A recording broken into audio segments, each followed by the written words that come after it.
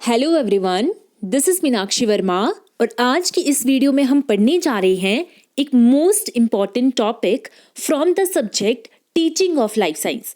Teaching of life science से मैंने एक टॉपिक भी नहीं, मैं आपके लिए एक चैप्टर लेके आई हूँ।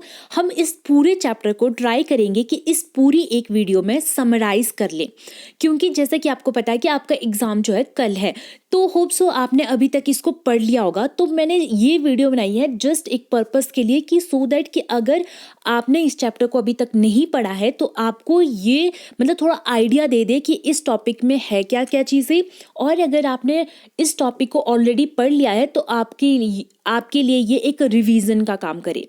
ठीक है, तो विदाउट वेस्टिंग आवर टाइम हम डायरेक्टली स्टार्ट कर लेते हैं हमारा आज का टॉपिक, दैट इज इंस्ट्रक्शनल क्या क्या approaches of teaching in life sciences, या हम बोल सकते हैं इंस्ट्रक्शनल अप्रोचेस की बात हम आज करेंगे। हम अप्रोचेस के बारे में पढ़ेंगे कि कौन कौन से अप्रोचेस है जो लाइफ साइंसेस को पढ़ाने के लिए एक पर्टिकुलर टीचर यूज कर सकता है ड्यूरिंग हिज क्लासरूम। तो फर्स्ट हमारे जो टॉपिक में जो अप्रोचेस दी गई है उनके हम नाम पढ़ लेते हैं। सबसे पहले first is inductive approach, second is deductive approach, next is problem solving approach, next is computer based approach या computer based instruction, next is web based instruction.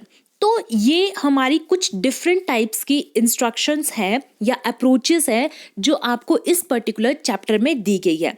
तो हम हर एक अप्रोच को वन बाय वन डिस्कस करेंगे। First is inductive approach. पहली जो approach है that is inductive approach. Inductive approach क्या होती है? अगर हम बात करें इंडक्टिव अप्रोच एक ऐसी अप्रोच होती है जहां पे टीचर ट्राई करता है कि चीज़ों को, बच्चों को जब उसे कोई भी कॉन्सेप्ट समझाना हो तो वो कॉन्सेप्ट जो है वो सिंपल टू कॉम्प्लेक्स ले जाए।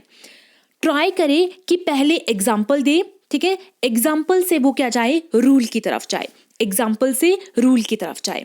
जैसे कि मैं आपको एक एग्जाम्पल देती हूँ, क्योंकि हम लाइफ साइंस की बात कर रहे हैं तो अगर हम एक लाइफ साइंस का एग्जाम्पल ले लेते हैं, जैसे मान लो मैं आपको एग्जाम्पल दे रही हूँ साइंटिफिक नेम। ठीक है, अगर हम साइंटिफिक नॉमेनक्लेचर की बात करते हैं तो साइंटिफिक नॉमेनक्लेचर में मान लो मैंने आपको बोला कि मैंगो का मैंने नेम बोला मैंजीफेरा इंडिका।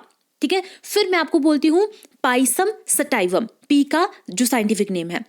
तो अगर आप इन एग्जाम्पल को अगर आप ऑब्जर्व करोगे तो आप फाइंड आउट करेंगे कि मैंजीफेरा इंडिका में भी 2 वर्ड्स है। और अगर हम बात करते हैं पाइसम सटाइवम में भी क्या है, हमारे 2 वर्ड्स है।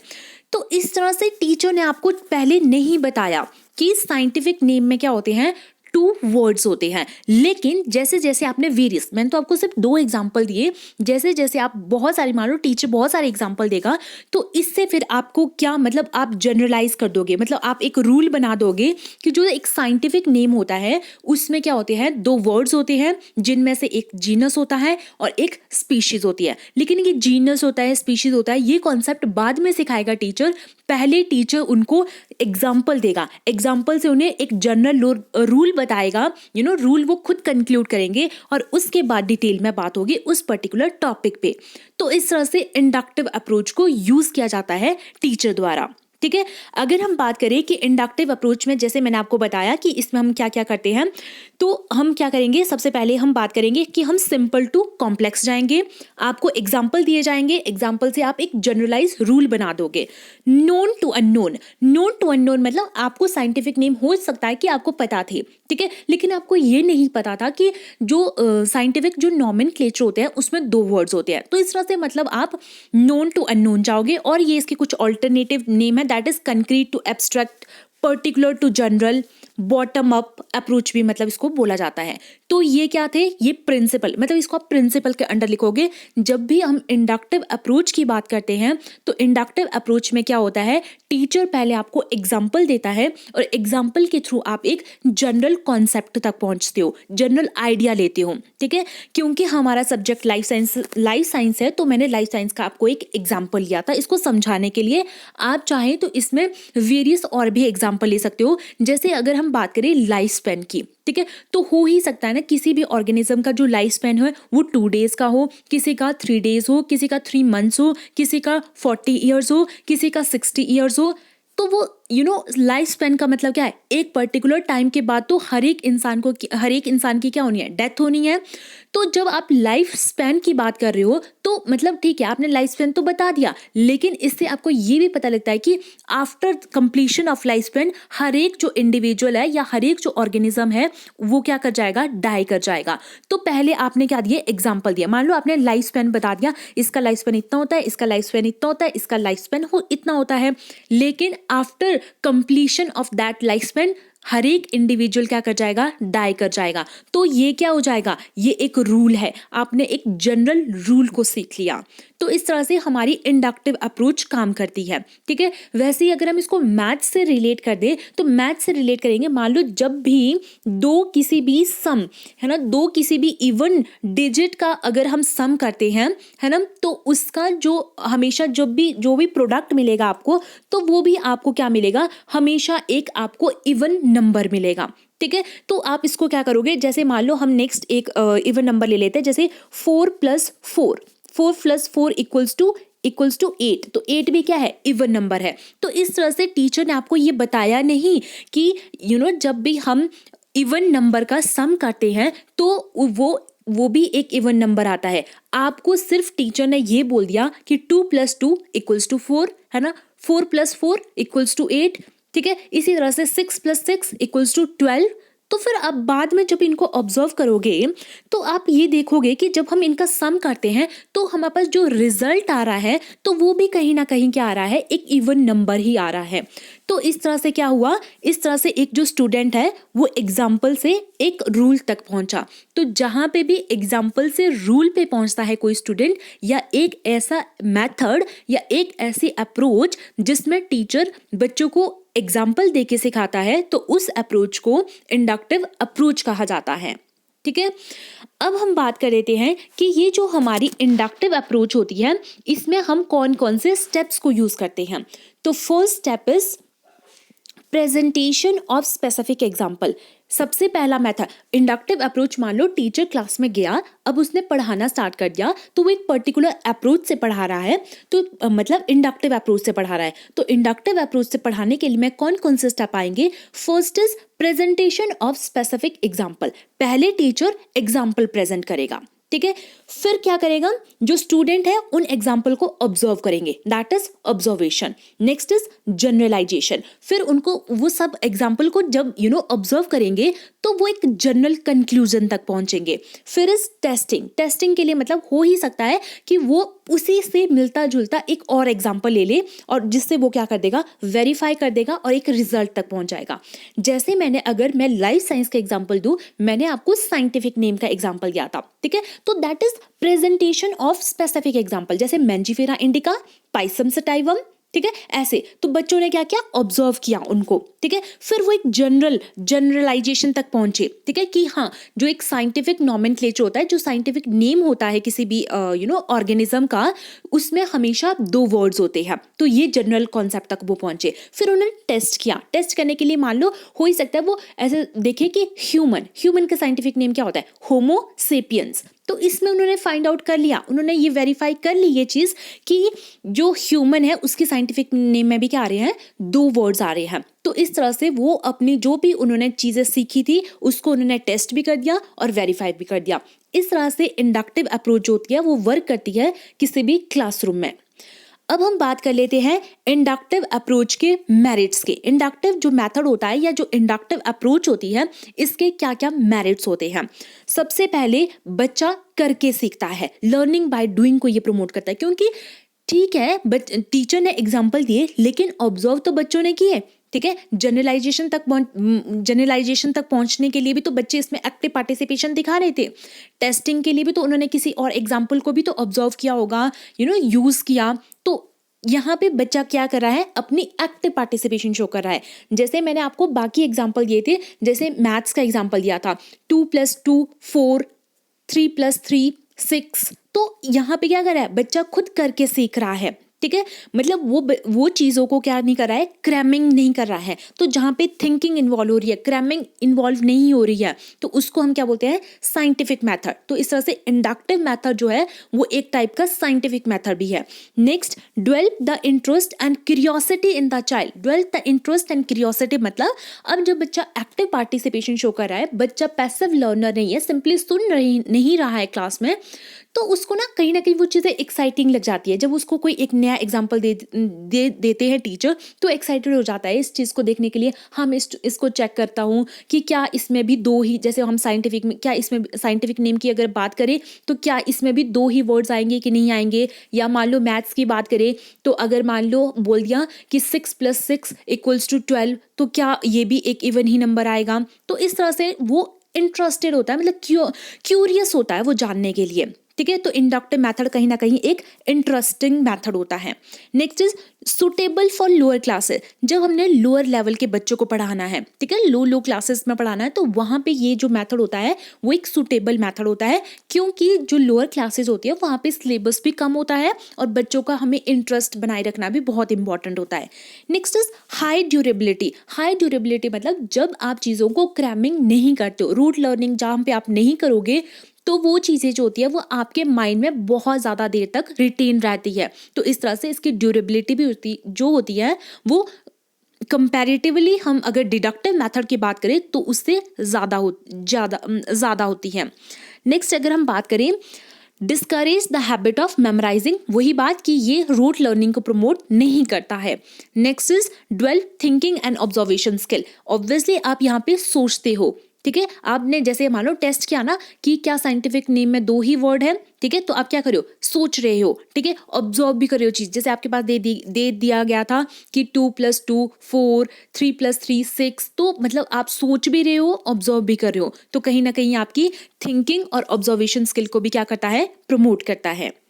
अब बात करते हैं हम डीमेरिट्स ऑफ इंडक्टिव मेथड कि इंडक्टिव मेथड के क्या क्या डीमेरिट्स होते हैं। First is time consuming method होगा, क्योंकि अगर आप चीज़ों को पहले टीचर आपको एग्जाम्पल दे रहा है, फिर आप उसके बारे में सोच रहे हो, फिर ऑब्जर्व कर रहे हो, फिर उसको कहीं और मतलब वेरीफाई करने के लिए कहीं टेस्ट कर रहे हो, तो कहीं ना कहीं ये थोड़ा टाइम कंज्यूमिंग प्रोसेस हो जाएगी। Next is not suitable. No doubt हमने बात की है इसके एडवांटेजेस में, या हम बात करें मेरिट में, तो ये सुटेबल होता है हमारी लोअर क्लासेस के लिए। अगर हम बात करें लेकिन हायर क्लासेस के लिए, तो हायर क्लासेस में ये सुटेबल नहीं होता है। Next is not suitable for all the topic and all the student. हर एक टॉपिक में ऐसा नहीं है कि आप मतलब मैथ्स में जितने भी टॉपिक है आपके, या साइंस में जितने भी टॉपिक है, या किसी भी सब्जेक्ट में जितने भी टॉपिक है, हर एक टॉपिक में आपका ये इंडक्टिव मेथड फॉलो होगा। हर एक टॉपिक को आप इंडक्टिव मेथड से पढ़ा पाओगे। Next is less syllabus is covered. Less syllabus is covered मतलब ये एक ऐसा मेथड होता है जहाँ पे आप चीज़ों को पढ़ाने के लिए ज़्यादा टाइम ले रहे होते हैं। जब आप चीज़ों को पढ़ाने के लिए ज़्यादा टाइम ले रहे होते हो, तो ऑब्वियसली आपका जो सिलेबस होता है वो कम कवर होता है। Next is result drawn by the use of this method. अब इस मेथड से जो भी आपने रिजल्ट कंक्लूड किया, बट हो ही सकता है कि कई बार क्योंकि आप उसको खुद कंक्लूड कर रहे हो ना, तो अगर टीचर ने हेल्प नहीं किया, टीचर ने गाइड नहीं किया उस टाइम पे आपको, तो हो ही सकता है कि आप किसी एक इनकरेक्ट रिजल्ट तक भी पहुंचाओ। तो there is a chances of errorness, ऐसे आप इसमें बोल सकते हो। नेक्स्ट हम बात करते हैं नेक्स्ट मेथड की, दैट इज डिडक्टिव मेथड, ठीक है, या डिडक्टिव अप्रोच। अगर हम बात करें हैं डिडक्टिव अप्रोच की, तो अगर आपको इंडक्टिव अप्रोच समझ आ गया, तो डिडक्टिव अप्रोच होता है वो बिल्कुल अपोजिट हो जाता है हमारे इंडक्टिव अप्रोच से। इसमें क्या होता है, इसमें आपको पहले रूल बता दिया जाता है, प्रिंसिपल बता दिए जाते हैं, फैक्ट बता दिया जाता है, वहां से आप उसको क्या करते हो, फिर आप क्या करते हो, फिर उसको अप्लाई करते हो। जैसे पीछे बोला था ना, एग्जाम्पल से आप क्या जाओगे, जनरल कॉन्सेप्ट की तरफ जाओगे, लेकिन यहाँ पे ऐसा नहीं होगा। यहाँ पे आपके पास जनरल कॉन्सेप्ट होंगे, फिर आप एग्जाम्पल के पास जाओगे। जैसे यहाँ पे मैं आपको एग्जाम्पल से समझाती हूँ, ठीक है। यहाँ पे हम बात करें कि जनरल रूल, पहले आपको रूल बता दिए जाएंगे, फिर आप एग्जाम्पल के पास जाओगे, ऐसा होगा हमारी किस मेथड में, डिडक्टिव मेथड में। जैसे अब हम लाइफ साइंस का ही एक एग्जांपल ले लेते हैं। मान लो आपको बोल दिया जाता है कि लिविंग थिंग्स वो थिंग्स होती हैं जो रेस्पायर करती है, जो ग्रो करती है, जो ब्रीथ करती है, ठीक है। तो ये आपको क्या बता दिए, कुछ रूल्स बता दिए, कुछ फैक्ट्स चीजें बता दी। तो अब आप एग्जाम्पल के पास जाओगे, आप बोलोगे प्लांट रेस्पायर करता है, ग्रो करता है, ठीक है, रिप्रोड्यूस करता है, मीन्स ठीक है ये लिविंग है। फिर आप बोलोगे ह्यूमन रेस्पायर करता है, रिप्रोड्यूस करता है, ग्रोथ उसकी होती है, आप बोलोगे लिविंग। फिर आप मान लो चेयर, चेयर रेस्पायर नहीं करती है, ठीक है, रिप्रोड्यूस भी नहीं करती है, ठीक है, ग्रो भी नहीं करती है, तो नॉन लिविंग। तो इस तरह से आप क्या कर रहे हो, मतलब पहले आपको रूल्स दे दिए गए, रूल से आप एग्जाम्पल को मतलब डिफरेंशिएट कर पाओगे। अब आपको पता लग जाएगा कि हाँ कोई एग्जाम्पल उस पर्टिकुलर कैटेगरी से बिलोंग करता है कि नहीं करता है, ठीक है। जब टीचर आपको पहले रूल्स दे दे, कोई फैक्ट दे दे, प्रिंसिपल बता दे, और उसके बाद आप एग्जाम्पल को उन रूल्स और फैक्ट्स को यूज करके अगर आप एग्जाम्पल को डिफरेंशिएट कर पा रहे हो, तो वो जो मेथड होता है दैट इज डिडक्टिव मेथड, जो कि टीचर यूज करते हैं क्लासरूम में। ओके, अगर हम बात करते हैं कि स्टेप्स, डिडक्टिव मेथड को पढ़ते टाइम हम टीचर किस किस स्टेप मतलब किस किस तरह से इस मेथड को फॉलो करता है, कौन कौन से स्टेप्स इसके अंदर आते हैं। तो first is presentation of rules, laws and principle. मतलब पहले आपको बता देगा कि ये रूल है, ये लॉ है, या ये प्रिंसिपल है, ठीक है। फिर आपको क्या करना होगा, मेमोराइजिंग वो पर्टिकुलर रूल, लॉ। अगर आपको यही नहीं पता होता कि लिविंग थिंग्स ग्रो करती है, रेस्पायर करती है या रिप्रोड्यूस करती है, ये चीजें पहले आपको याद करनी पड़ेगी, तभी आप डिफरेंशिएट कर पाओगे चीजों के बीच में। तो that is memorising. Next is problem solving. उसके बाद आप प्रॉब्लम सॉल्व करोगे और उसके बाद उसको वेरीफाई करोगे। वेरीफाई करने के लिए मान लो आप कोई भी अदर जैसे मान लो आपने ऐसा बोल दिया काउ, ठीक है, काउ का आपने एग्जांपल दे दिया, क्या रिप्रोड्यूस करती है, रेस्पायर करती है, ठीक है, ग्रो करती है। तो इस तरह से आप वेरीफाई कर सकते हो फिर इसको। ये हमारा डिडक्टिव मेथड था। अगर हम बात करें डिडक्टिव मेथड के मेरिट्स की, अगर हम बात करें तो ये जो मेथड होता है ये सुटेबल होता है हायर क्लासेस में। जनरली हायर क्लासेस में आपको डायरेक्टली रूल्स, लॉज, प्रिंसिपल दे दिए जाते हैं, बता दिए जाते हैं। लेस टाइम कंज्यूमिंग होंगे कंपैरेटिवली अगर हम इसको इंडक्टिव मेथड से कंपेयर करें। नेक्स्ट, अब लेस टाइम कंज्यूमिंग है तो ऑब्वियसली सिलेबस यहाँ पे जो कवर होगा वो ज्यादा कवर हो जाएगा। Next, suitable for the student who can not discover themselves. अब देखो क्या होगा कि कई स्टूडेंट ऐसे होते हैं, जैसे हमने बात की इंडक्टिव मेथड में क्या होता है कि बच्चों को खुद कंक्लूजन तक आना होता है, लेकिन डिडक्टिव मेथड में क्या होता है, टीचर ने आपको बता दिया होता है कि हाँ ये प्रिंसिपल है, ये रूल है, और वहां पे तो हमें रूल और प्रिंसिपल खुद से बनाना पड़ता था। तो कई बच्चों के पास इतने थिंकिंग स्किल नहीं होते हैं, ठीक है, इतना माइंड नहीं होता है, इतना नहीं कर सकते वो। तो कोई जो स्टूडेंट होते हैं जिनका मतलब डिस्कवर नहीं कर सकते, वो खुद से मतलब सेल्फ लर्निंग की पावर उनमें कम होती है, तो उन स्टूडेंट्स के लिए ये जो मेथड होता है ये एक सुटेबल मेथड होता है कि ठीक है टीचर ने कोई चीज बता दी तो अब वो चीज उसको याद करेंगे और फिर उसके बाद वो क्या करेंगे, अप्लाई करेंगे या इम्प्लीमेंट करेंगे उस पर्टिकुलर फैक्ट को। Next, making teaching easy going process. ये टीचिंग प्रोसेस को भी इजी गोइंग बनाएगा, क्योंकि जब टीचर मतलब बता देगा फटाफट से उन बच्चों को कि ये रूल है, ये प्रिंसिपल है, तो बच्चे भी को भी जल्दी क्या होगी, चीज़ें समझ आ जाएगी। या हम बोल सकते हैं कि जो टीचर है उसका जो सिलेबस है, क्योंकि टीचर के ऊपर ये भी तो रिस्पॉन्सिबिलिटी होती है ना कि पर्टिकुलर ड्यूरेशन ऑफ टाइम में उसने क्या करना होता है, अपना जो उसको पर्टिकुलर कोर्स का एक सिलेबस दे दिया जाता है तो वो भी उसको कंप्लीट करना होता है। तो टीचिंग प्रोसेस के लिए भी ये मेथड कहीं ना कहीं एक सुटेबल मेथड हो जाता है। फिर अगर हम बात करें इसके डीमेरिट्स की कि इस मेथड के क्या क्या डीमेरिट्स होते हैं, तो first is promote rote learning, ठीक है, या क्रैमिंग को मतलब ये प्रमोट करता है। जैसे यहाँ पे टीचर ने आपको प्रिंसिपल दे दिए, रूल्स दे दिए, ठीक है, अब आपको वो याद करने पड़ेंगे, उसके बाद ही आप उस चीज को वेरीफाई कर दोगे, क्योंकि अगर आपको रूल ही नहीं पता तो आप कैसे किसी चीज को वेरीफाई करोगे। अगर आपको यही नहीं पता होता कि लिविंग थिंग्स के कैरेक्टरिस्टिक्स क्या है, नॉन लिविंग थिंग्स की कैरेक्टरिस्टिक्स क्या है, तो आप कैसे दोनों में डिफरेंशिएट कर पाते। तो ये कहीं ना कहीं प्रमोट करता है रूट लर्निंग को। Next, student find this uninteresting. यहाँ पे क्योंकि आपको चीजें क्रैम करनी पड़ती है, रूट लर्निंग करनी पड़ती है यहाँ पे, तो बच्चों के लिए इंटरेस्टिंग नहीं रह जाता है। नेक्स्ट, यहाँ से सेल्फ कॉन्फिडेंस भी यहाँ पे उतना डेवलप नहीं हो पाता है जितना कि हमारा इंडक्टिव मेथड में होता था। लेस साइंटिफिक है, क्योंकि क्रैमिंग को प्रमोट कर रहा है तो ऑब्वियसली ये लेस साइंटिफिक हो जाएगा। Next, not suitable for lower classes. अब जो छोटे बच्चे होते हैं तो उन्हें तो चीज़ें समझानी पड़ती है, देख देख के कर करके उन्हें सिखानी पड़ती है। तो लोअर क्लासेस के लिए अगर आप डायरेक्टली बच्चों को कोई कोई फैक्ट दे दोगे, कोई नॉलेज दे दोगे, कोई प्रिंसिपल दे दोगे और बोल दोगे कि इसको रट्टा लगा दो, तो ये उनके लिए एक इफेक्टिव और सुटेबल मेथड नहीं होगा। ओके तो इस तरह से हमने ये दो मेथड कर दिए। First is inductive method and second was deductive method. अब हम नेक्स्ट मेथड की ओर जाते हैं, या next approach method, that is problem solving approach. अगर हम बात करें कि प्रॉब्लम सॉल्विंग अप्रोच क्या होती है, प्रॉब्लम सॉल्विंग मतलब जहाँ पे आपको एक प्रॉब्लम दे दी जाती है और आपने क्या करना होता है, उसको सॉल्व करना होता है। जैसे मैं इसको एक प्रॉब्लम से स्टार्ट करूंगी। आपको एक प्रॉब्लम, एक टीचर है, टीचर क्लासरूम में मान लो प्लांट के बारे में, क्योंकि टॉपिक हमारा लाइफ साइंस से लिया है मैंने, तो मैं लाइफ साइंसेस के इसमें एग्जाम्पल डालूंगी।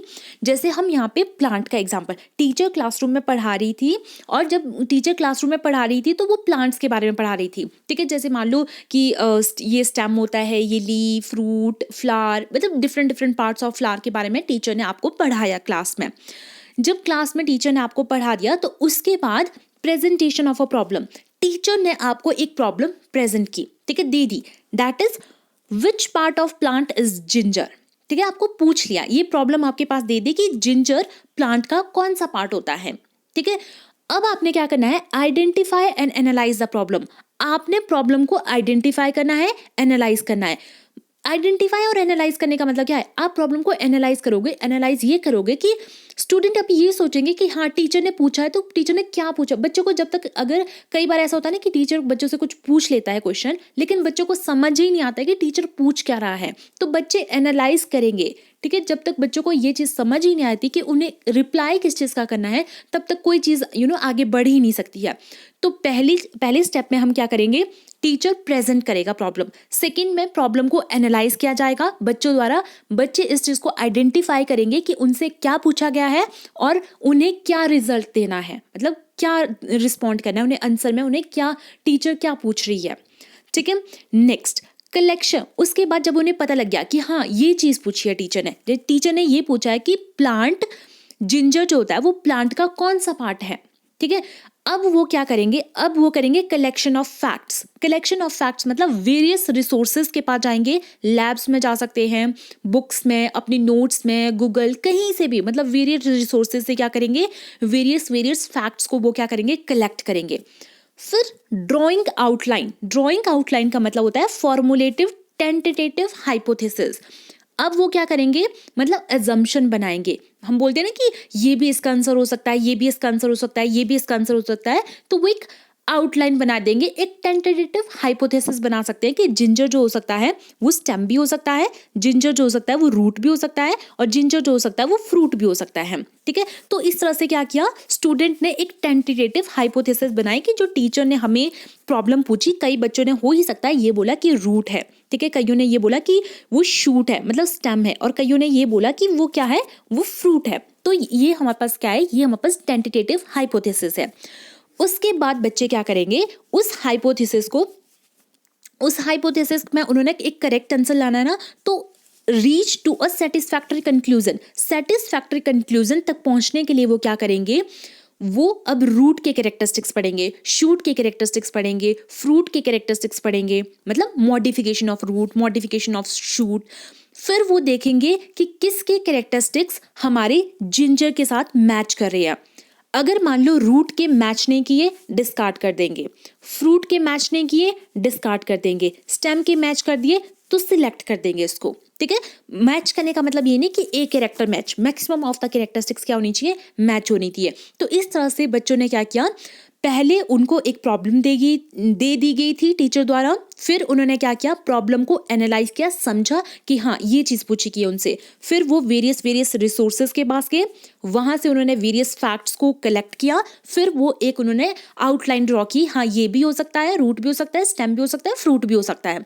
फिर उसके बाद उन्होंने क्या किया, जो उन्होंने नॉलेज यहाँ पे कलेक्ट की थी उसको यूज़ करके, उन मेथड को, उन रिसोर्सेज को यूज़ करके उन्होंने क्या किया, जो जो उनको लग रहा था कि ये ऑप्शन हो सकते हैं या ये आंसर हो सकता है, उनको यूज़ करके उन्होंने हर एक मेथड को, जो जैसे मान लो उन्होंने रूट को क्या किया, डिस्कार्ड किया, ठीक ठीक है। तो इस तरह से वो क्या हुए, एक सेटिस्फैक्टरी आंसर तक पहुंचे जब उन्होंने कैरेक्टरिस्टिक्स को मैच किया। ठीक है। फिर टेस्टिंग हाइपोथेसिस, फिर उन्होंने टेस्ट किया, इवेल्युएट किया, चेक किया प्रोसेस को कि क्या उन्होंने कोई गड़बड़ तो नहीं की है इसमें। ठीक है। फिर उन्होंने एक और एग्जांपल लिया जो कि जैसे कि हमने बोला ना कि जो जिंजर है that is the modification of stem, हमने इसको क्या किया, स्टेम कंक्लूड किया। ठीक है कि हाँ ये स्टेम है, तो हमने एक और मॉडिफिकेशन ऑफ स्टेम का एक एग्जांपल देख लिया जैसे कि पोटैटो। ठीक है। फिर हमने देखा कि पोटैटो और जिंजर में क्या जो कैरेक्टरिस्टिक्स जिंजर में है क्या वो maximum of the characteristics potato में है कि नहीं है।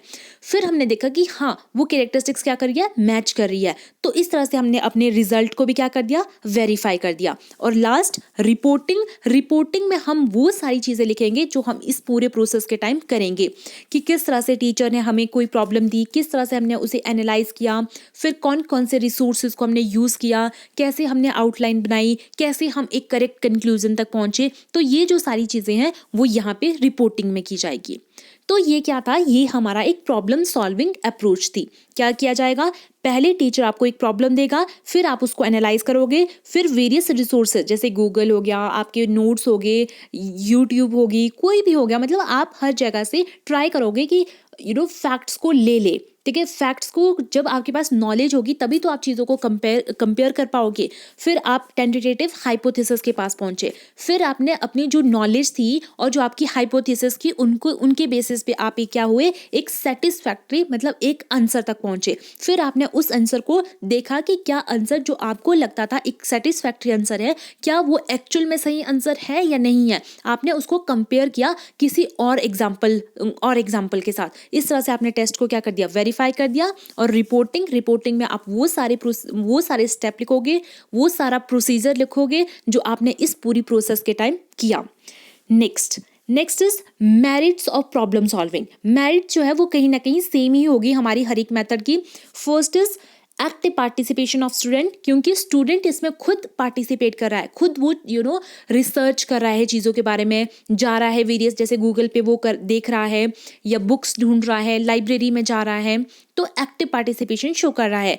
नेक्स्ट, वो सोच रहा है, उसने डिस्कार्ड किया, उसने ये चीज़ डिस्कार्ड की कि जो जिंजर है वो रूट नहीं है, वो फ्रूट नहीं है। तो किसके बेसिस पे सोचा होगा, उसने रीजनिंग लगाई होगी, तो कहीं ना कहीं उसकी जो इंटेलेक्चुअल डेवलपमेंट है वो भी होती है किससे, प्रॉब्लम सॉल्विंग मेथड से। Next is help in discipline. अब बच्चा क्योंकि इतना बिजी होता है अपने काम को करने के लिए कि वो एक्स्ट्रा जो एक्स्ट्रा एलिमेंट्स होते हैं ना हमारी क्लास में, शोर मचाना एंड ऑल, तो ये जो चीज़ें हैं वो क्या हो जाएगी, डिस्कार्ड हो जाएगी इस मेथड से जब बच्चा पढ़ेगा, क्योंकि वो खुद एक्टिवली उसमें क्या कर रहा है, पार्टिसिपेट कर रहा है। नेक्स्ट, कोऑपरेटिव वैल्यू भी क्या हो जाती है, इंक्रीज हो जाती है, क्योंकि कोई भी प्रॉब्लम सॉल्विंग होती है, हो ही सकता है कि ये टीचर ने ये जो प्रॉब्लम है वो क्लास में 4-5 ग्रुप बना दिया और हर एक ग्रुप को डिवाइड कर दिया होगा कि हाँ आप इस जिंजर पे बनाओगे या आप पोटैटो को डिस्कस करोगे, आप पोटैटो का बताओगे। इस तरह से वेरियस ग्रुप्स बना सकते हैं। तो बच्चे ग्रुप में मिलके काम करेंगे तो उनके अंदर कोऑपरेटिविटी की पावर भी क्या हो जाएगी,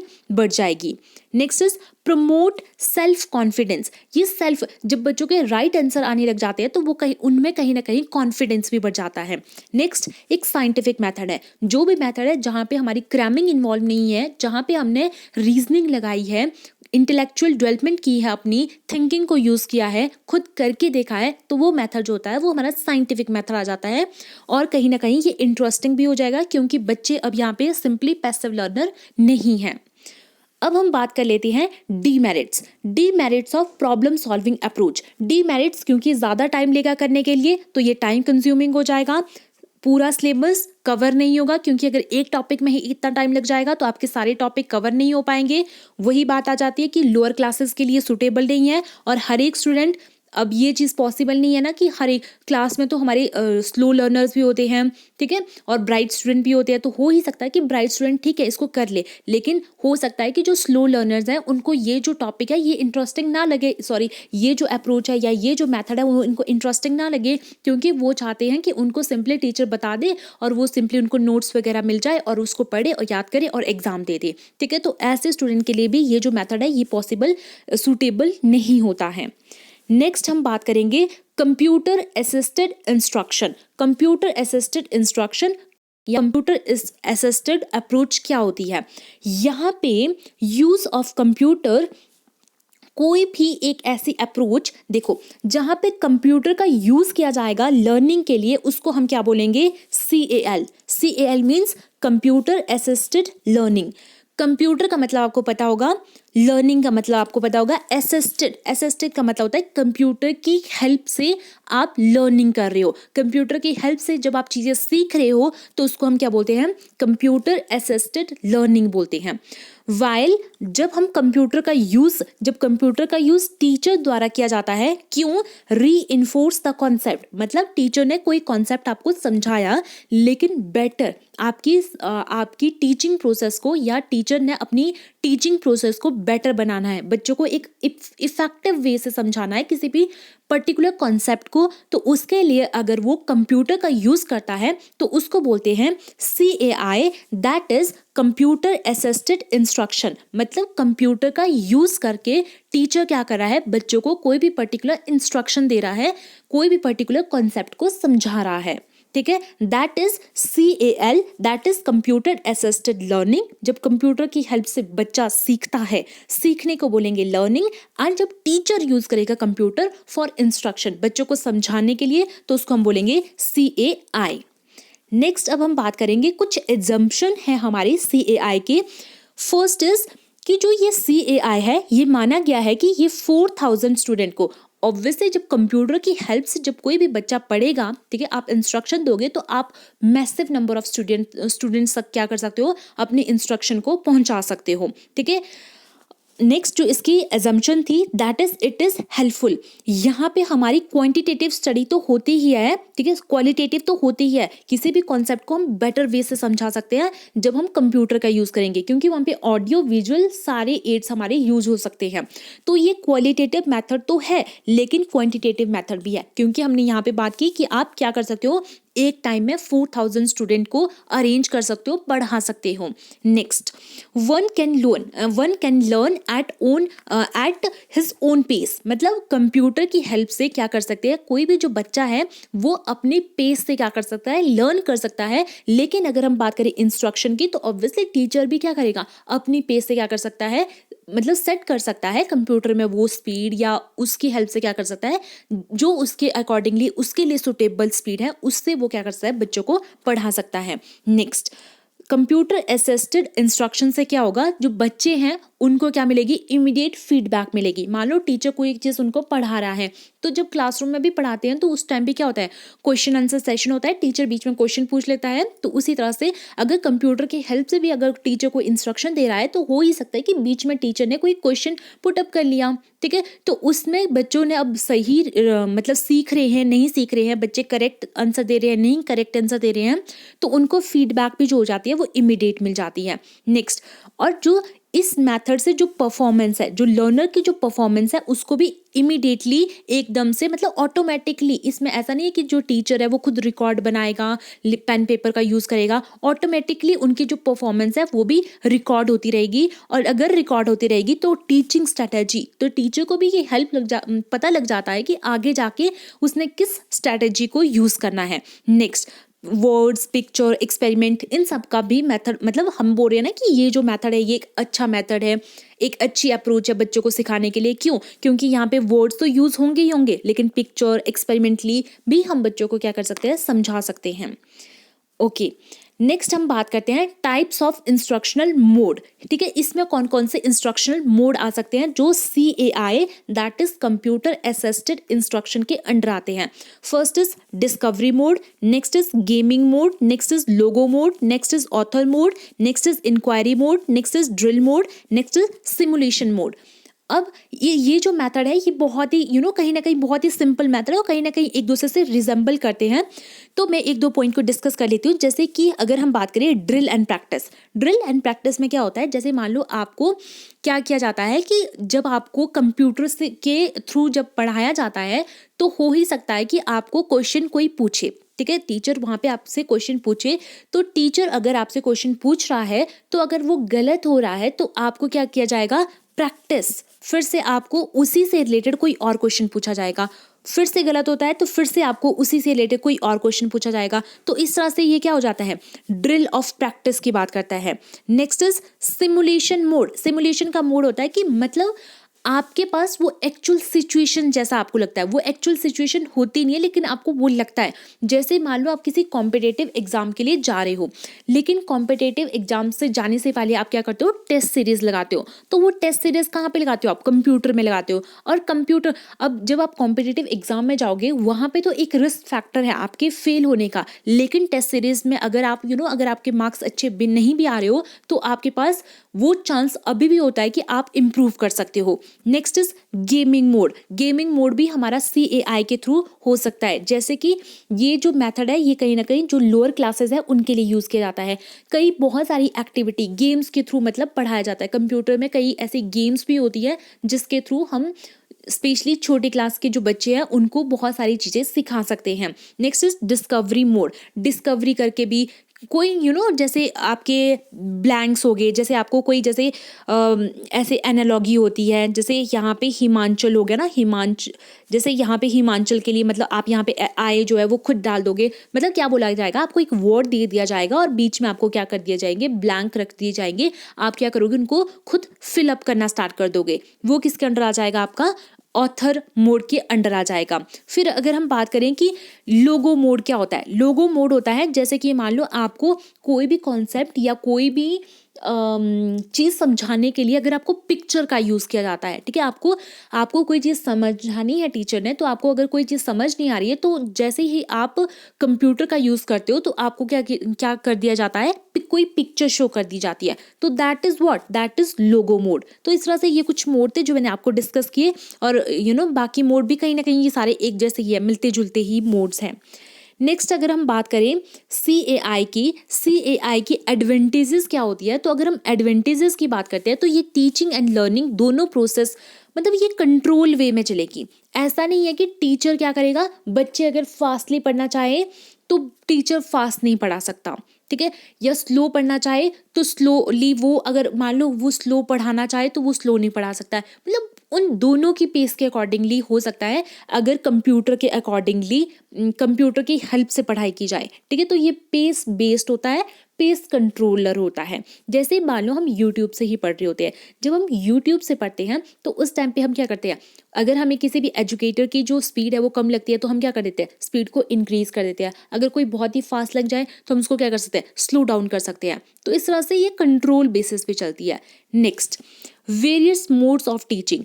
अब जैसे हमने बात किया ना, ये वेरियस मोड ऑफ टीचिंग है। अब यहाँ पे हो ही सकता है डिपेंडिंग अपॉन कि आपका स्टूडेंट कैसा है, आपका लर्नर कैसा है, आप उसको लिए ट्रायल एंड एरर मतलब ये वाला प्रैक्टिस वाला मेथड लोगे, ठीक है, या आप उसको पिक्चर से समझाओगे, गेम से समझाओगे, डिस्कवरी करके समझाओगे, सिमुलेशन मोड से समझाओगे। तो वेरियस मोड्स है टीचिंग के, कोई भी आप मोड जो है इसमें यूज कर सकते हो डिपेंडिंग अपॉन कि आपका लर्नर कैसा है। Next, detail record of student. इसके ये भी एडवांटेजेस है कि यहाँ पे जो भी आपका लर्नर है उसकी डिटेल रिकॉर्ड आपके पास रहेगी, उसकी परफॉर्मेंस की, कि पहले वो कैसे परफॉर्म करता था और जैसे जैसे आपके साथ वो पढ़ रहा है तो उसकी परफॉर्मेंस में क्या इंप्रूवमेंट आ रही है, नहीं आ रही है। Next is effective evaluation. अगर किसी स्टूडेंट की इवैल्यूएशन करनी है, आपके पास प्रॉपर रिकॉर्ड है, तो ऑब्वियसली इवैल्यूएशन करने में भी वो क्या होगा, हेल्पफुल होगा। Next, reinforce the present education system. हमारा जो प्रेजेंट एजुकेशन सिस्टम था उसको ये बहुत ज़्यादा रीइंफोर्स कर रहा है, मतलब बहुत ज़्यादा अच्छा बना रहा है, बेटर बना रहा है। हो ही सकता है ना कि जो पहले जो हमारा ट्रेडिशनल मेथड था वहाँ पे क्या किया जाता, सिंपली लेक्चर डिलीवर किया जाता था, लेकिन जब अब हम ऑडियो विजुअल एड का यूज़ करेंगे, कंप्यूटर का यूज़ करेंगे, टेक्नोलॉजी का यूज़ करेंगे, तो कहीं ना कहीं हमारा जो प्रेजेंट एजुकेशन सिस्टम होगा वो क्या हो जाएगा, रीइंफोर्स हो जाएगा, बेटर हो जाएगा। नेक्स्ट अगर हम बात करेंगे लिमिटेशंस क्या है CAI की, एक्सपर्ट नीडेड। CAI में हमें क्या चाहिए होता है, कोई पर्टिकुलर इंस्ट्रक्टर चाहिए होता है ताकि वो चीज़ों को क्या करे, प्रॉपरली हैंडल कर पाए, ठीक ठीक है। अगर नोट्स लिखने हो तो प्रॉपर राइटर चाहिए होता है। फिर अगर हम बात करें कि इमोशनल क्लाइमेट, अब जो टीचर होता है यहाँ पे जो कंप्यूटर से जब आप पढ़ते हो तो यहाँ पे आपका कोई इमोशनल बॉन्ड नहीं बनता है। जैसे क्लासरूम में जब टीचर होता है तो वहाँ पे क्या होता है, एक इमोशनल बॉन्ड बनता है, ठीक है। लेकिन यहाँ पे कोई इमोशनल हो ही सकता है कि बच्चों के पास कोई एक्चुअल रीजन हो कि जिसकी वजह से वो नहीं कनेक्ट कर पा रहे हैं, या इमोशनली वो थोड़े वीक चल रहे हैं, या उनके साथ कोई ऐसी सिचुएशन हो गई है। तो यहाँ पे जो वो इमोशनल एनवायरनमेंट जो कि टीचर एक्चुअल क्लासरूम में दे सकता था, यहाँ पे वो नहीं होगा। Next, CAI promote do not, यहाँ पे ना ये एक साइकोलॉजिकल, मतलब ये साइकोलॉजिकल प्रॉब्लम्स को नहीं समझेगा। वही जैसे कि हमने यहाँ पे बात की इमोशनल सपोर्ट नहीं देखा, उसी तरह से हो ही सकता है कि एक्चुअल रीजन को करिकुलर एक्टिविटीज जैसे हम बोल सकते हैं, तो ये भी इसके कहीं ना कहीं एक लिमिटेशन बन जाती है। नेक्स्ट, जो इंटरेक्शन है स्टूडेंट्स और लर्नर के बीच में, जो इंटरेक्शन है जो ऑफलाइन में ज़्यादा होगी, और अगर हम CAI के थ्रू पढ़ेंगे तो वो इंटरेक्शन जो हो जाएगी वो कम हो जाएगी। बच्चों के लिए CAI जो मेथड है, जैसे कि हमने बात की थी, इसके लिए क्या चाहिए होता है, हमें कोई एक पर्टिकुलर एक्सपर्ट चाहिए होता है। तो ये जो एक्सपर्ट है या जो भी ये जो मेथड है ये सूटेबल नहीं होता है लोअर क्लासेस के लिए, क्योंकि बच्चों को तो करके सिखाना पड़ता है। और ये CAI मेथड ऐसा मेथड है जहाँ पे कहीं ना कहीं बहुत हमें एक्सपर्ट चाहिए होते हैं, बहुत ऐसे बच्चे चाहिए होते हैं जो कि मैच्योर हो, रिस्पॉन्सिबल हो, ऐसे बच्चे चाहिए होते हैं जिनमें डिसिप्लिन हो। अगर बच्चों में डिसिप्लिन नहीं होगा तो वो क्या करेंगे, हो सकता है आज उनका पढ़ने का मन ना हो, ठीक है। तो अगर प्रॉपरली टीचर नहीं होगा, ठीक है, तो वो पढ़ेंगे भी नहीं, तो कहीं ना कहीं उनकी पढ़ाई को भी क्या हो जाएगा, अफेक्ट हो जाएगी। तो कहीं ना कहीं ये जो है ये मेथड बन जाती है हमारी, लिमिटेशन बन जाती है हमारी इस अप्रोच की, दैट इज CAI की। Last is web based approach. अगर हम बात करें कि वेब बेस्ड अप्रोच हमारी क्या होती है, तो वेब बेस्ड का मतलब क्या होता है। सबसे पहले हम बात करेंगे कि वेब क्या होती है। वेब, जैसे कि हमारे को पता है कि वेब का मतलब होता है नेटवर्क। जब हम नेटवर्क की बात कर रहे होते हैं तो ये भी एक नेटवर्क की तरह, ये भी इंस्ट्रक्शन एक नेटवर्क में होगी। जैसे यहाँ पे क्या होगा, जैसे यहाँ पे लर्निंग टास्क होगा या कंप्यूटर हो सकता है, कोई भी, मतलब आपके पास किसी भी चीज़ के थ्रू मान लो आप पढ़ रहे हो, ठीक है, ट्यूटर है वहाँ पे, टीचर है जो लिंक करेगा आपके साथ। इसका मैं आपको एक एग्जांपल देती हूँ, फिर आप बेटर समझ पाओगे। जैसे कि इसके एक एग्जांपल है, that is online classes. Online classes में क्या होते हैं, एक तो आपकी क्या होता है, कोई एक लर्निंग डिवाइस होती है, टीचर्स होते हैं एंड वेरियस स्टूडेंट होते हैं, वो कनेक्टेड होते हैं। कनेक्टेड किसके साथ होते हैं, टीचर के साथ भी कनेक्ट करेंगे, और कहीं ना कहीं उस जो डिवाइस है, जैसे आप बोल सकते हो कंप्यूटर, आपके फ़ोन या कोई भी लैपटॉप एंड ऑल, इसके साथ क्या होते हैं, कनेक्टेड होते हैं। तो ये जो मेथड है इंस्ट्रक्शन का, इसको बोलते हैं वेब बेस्ड इंस्ट्रक्शन, ठीक है। अब जो ये वेब बेस्ड इंस्ट्रक्शन है, आपने सिंपली याद रखना है, यहाँ पे एक नेटवर्क होगा मतलब बहुत सारे स्टूडेंट एक साथ मतलब किसी पर्टिकुलर कॉन्सेप्ट को समझ रहे होंगे। उसमें डायरेक्टली टीचर भी ऑनलाइन ही आपके साथ कनेक्ट होगा, मीन स्टूडेंट के साथ, और आपके बीच में और कौन होगा, दैट इज आपका कोई भी लैपटॉप हो सकता है, आपके कंप्यूटर हो सकता है, आपके मोबाइल फोन्स हो सकते हैं। तो इस तरह से ये एक नेटवर्क बन जाएगा, ठीक है, इसलिए इसको वेब बेस्ड इंस्ट्रक्शन बोला जाता है। And one of the famous example is online classes. अगर हम बात करें इसके ऑल्टरनेटिव के नेम क्या होते हैं, ठीक है, जैसे आप ऑनलाइन कोचिंग भी लेते हो तो वो भी कहीं ना कहीं इसी मेथड में जाएगा। इसमें online instruction, e instruction, computer based training, technology based instruction, ये क्या है, ये सारे ऑल्टरनेटिव नेम हैं किसके, वेब बेस्ड इंस्ट्रक्शन के। यहाँ पे वही चीज़ लिखी है मैंने यहाँ पे कि learner mainly used computer, learner यहाँ पे कंप्यूटर का यूज़ करता है। वेब बेस्ड इंस्ट्रक्शन होती क्या है, वेब बेस्ड इंस्ट्रक्शन एक ऐसे इंस्ट्रक्शन होती है जहाँ पे लर्नर जो जाता है वो कंप्यूटर को यूज़ करता है सो दैट कि वो इंटरेक्ट कर पाए किसके साथ, टीचर के साथ और बाकी स्टूडेंट के साथ, that is web based instruction, ठीक है। ऑनलाइन क्लासेस इसका एग्जाम्पल है। और ये क्या है, ऑल इंस्ट्रक्शन, जितने भी इंस्ट्रक्शन है या कम्युनिकेशन है वो कहाँ किसके थ्रू होगी, ऑनलाइन ही होगी, that is online based instruction. और ये जो ऑनलाइन बेस्ड इंस्ट्रक्शन है ये फर्दर 2 टाइप का हो सकता है, that is formal and informal. Formal web based instruction क्या होगी, जहाँ पे मतलब टीचर डिसाइड करेगा टॉपिक की क्या पढ़ना है, क्या नहीं पढ़ना है, कैसे करना है। और इनफॉर्मल क्या होती है, जहाँ पे आप खुद सिलेक्ट करते हो आपने क्या पढ़ना है, क्या नहीं पढ़ना है। और कहीं ना कहीं ये सेल्फ स्टडी में आप का एग्जाम्पल बन सकता है। तो इस तरह से ये जो अप्रोचेस थे ये हमने डिस्कस की। होप सो आपको ये टॉपिक क्लियर हो गया होगा। मैं फिर से आपको एक चीज़ ये बता दूं कि ये जो मेरा वीडियो का पर्पस था that is only for your revision purpose. ठीक है, कि अगर आपने इस टॉपिक को अभी तक पढ़ लिया है, अगर आपने इस टॉपिक को, तो आपका फटाफट से रिवाइज हो जाए ये। और अगर आपने अभी तक इस टॉपिक को नहीं पढ़ा तो आपको एक आइडिया हो जाए कि इस टॉपिक में है क्या, सो दैट कि ये आपको थोड़ा हेल्पफुल हो जाए। तो अगर आपको ये टॉपिक या ये वीडियो थोड़ी भी हेल्पफुल लगी है तो प्लीज़ गाइस, प्लीज़ मेरे चैनल को सब्सक्राइब कर लीजिए। और आप चाहे तो वीडियो को लाइक भी कर सकते हो। Thank you and have a nice day.